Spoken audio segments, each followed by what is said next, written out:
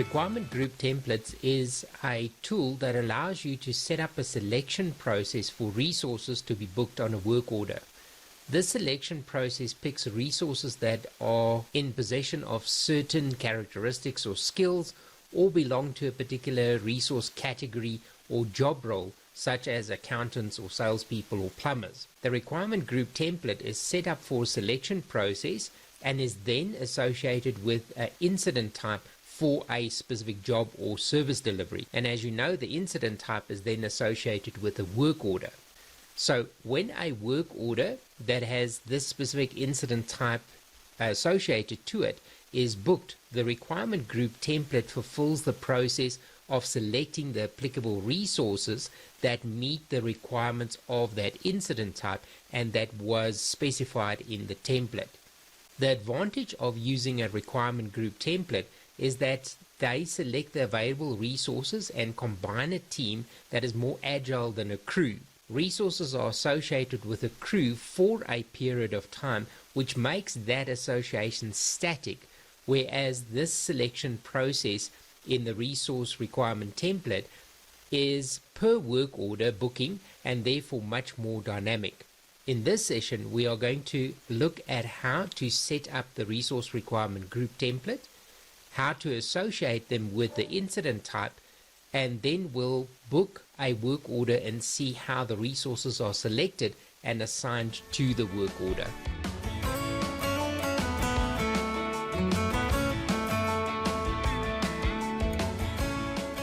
To set up a requirement group template, I've navigated here to the service area in the sitemap. And of course, under the scheduling group, I've clicked on the requirement groups option. That loads my active requirement groups.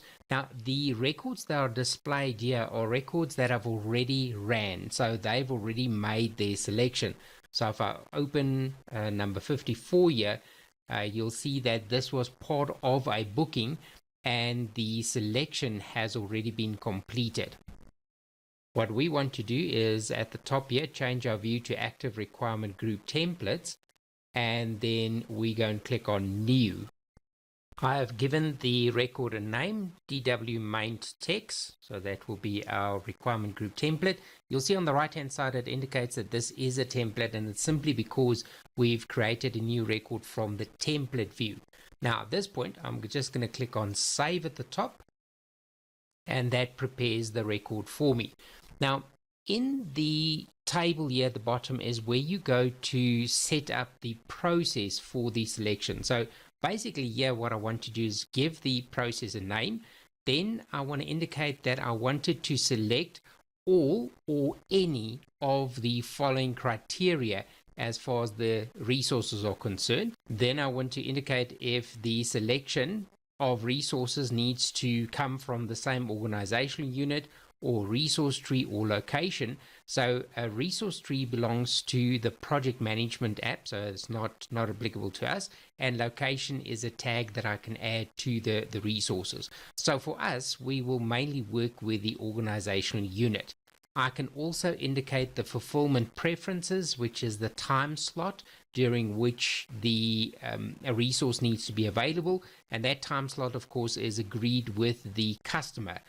So they might want service in the mornings or the afternoons or evenings or whatever that requirement is. So if I say that it should be part of the same organizational unit, in the organizational unit field here, I would be able to go and select that organization unit.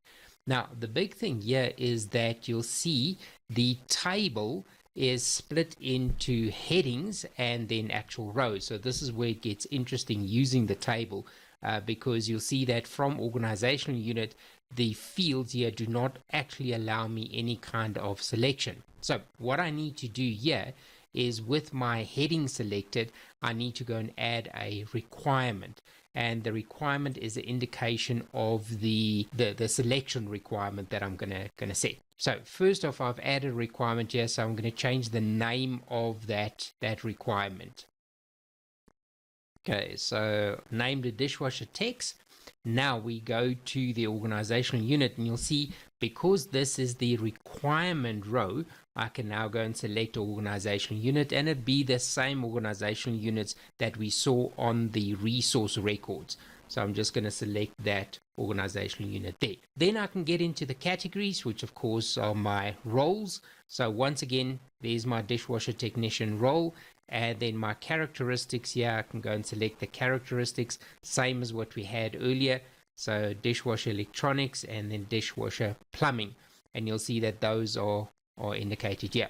So essentially what I'm saying here is that I need resources that have these two skill sets available that come from a specific organizational unit. I can go and specify a preferred resource. So if I click here, I can go and say, look at, I'll set myself as the preferred resource there.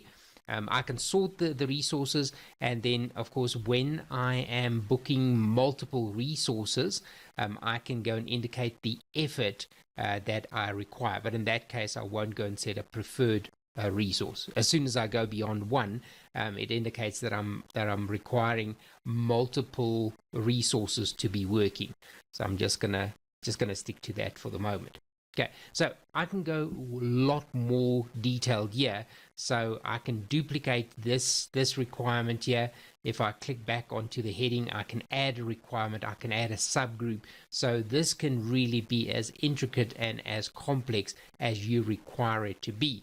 Of course, what I'm going to do here is to keep it as simple as possible so we can actually get the process working.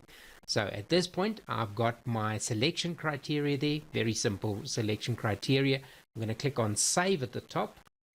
Now, once you have set this up, the very first thing that you want to do is to test to see whether or not this selection process actually gets you any resources. So we click on book at the top, and here what you want to see is a list of resources that match the skills criteria. So in this case, the way in which we've set up this selection is we're looking for resources that have both skills. So you see here Bob is selected. We'll see that he's available. We've also got our pool, which we've set up with both those resources.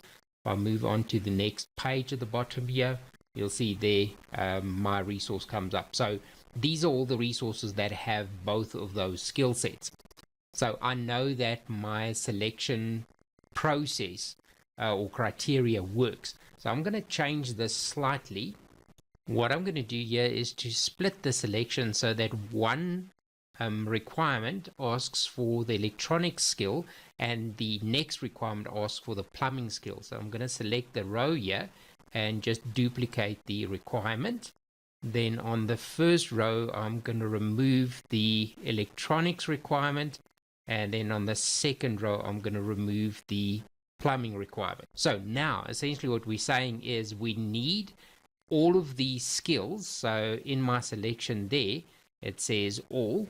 So I need to have all of the skills, and I'm saying I need a resource that's got the plumbing skill, and I need a resource that's got the electricity skill. So the selection is going to be slightly different now. So I'm just going to click on save here and then test that selection. Click on book again at the top. So now because I'm sitting with a requirement that each resource needs to contribute one of the skills, as opposed to earlier where the resource needed to have both skills, I now get suggestions where the suggestion is made up of a combination of resources. And once again, if I move across to the next page, you'll see that eventually it's Bob and myself that's suggested as applicable resources for this job. So that is how we set up that resource requirement group template. So I'm just going to click on save and close. So our next job would then be to associate this to the incident type.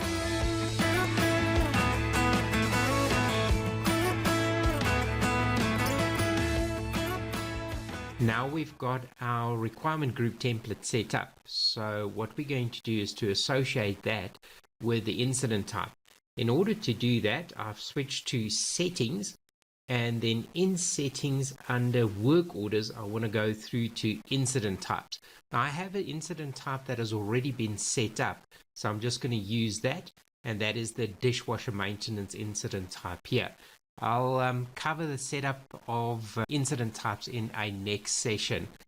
So in the incident type, we go through to related, and then on related, you'll see I've got requirement groups here. Now, I just want to highlight something quickly here. Part of incident type is to specify the characteristics or skills that's required to get a job done. So I do have this, and you'll see that in a moment, this is going to cause an error for us. So I'll come back to that just now.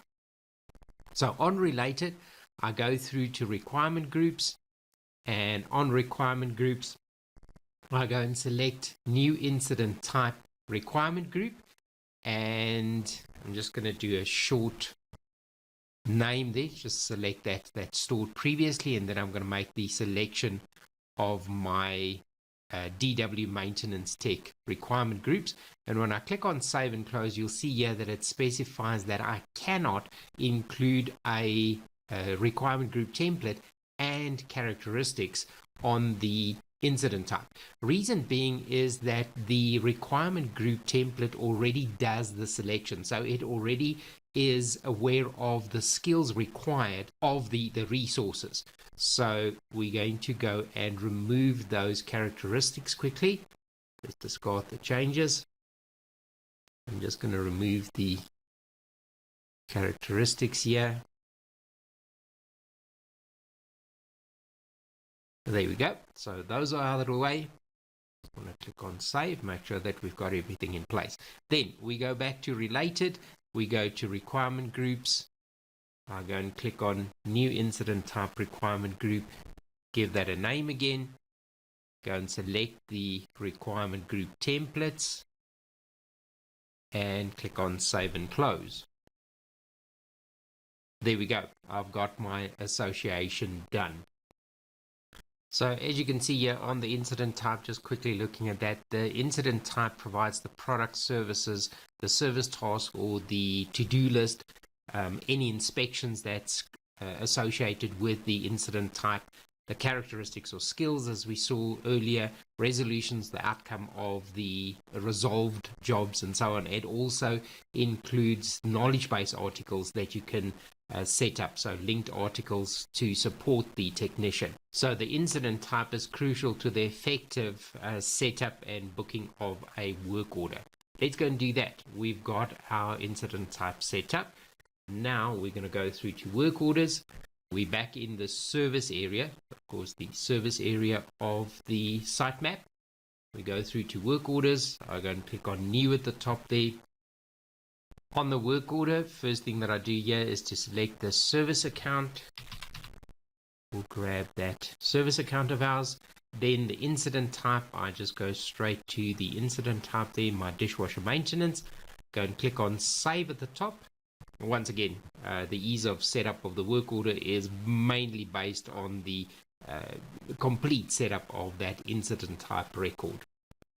So once that is saved, my SLAs load, and you'll now see that here in the booking requirements, it says that there's multiple resources required. So it recognizes the fact that this is a team getting to do the job. So we're going to click on find more availability. I can either do that here or click on book at the top. So I'm going to click on find more availability. This will open up the scheduling assistant for me on the schedule board, and it's simply going to look for those resources. There we go. So this is my selection of resources that come up, and you'll see that Johan van Dijk, we set Johan van Dijk as a preferred resource, and that's the little heart that comes up there. So that's my selection of resources that are available to get the job done. To make things a little bit more interesting, I went and removed some of the skills from the resources that we have. I have set up a new work order, and now when I click on book here, you'll see that we've got a combination of resources that are suggested. So in this case, we understand that each one of these resources bring in a skill set, but none of them have both of the skills. So just to show that selection criteria takes that into consideration. And then once I've done that, I'd be able to book the work order.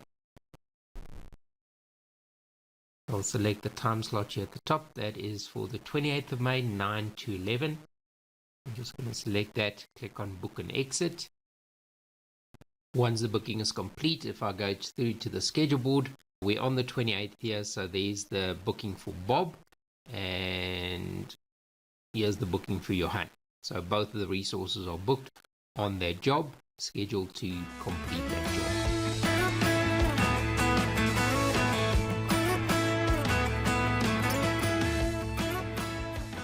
Resource requirement templates allow you to select resources for a booking dynamically based on the resource skills, roles, and organizational units.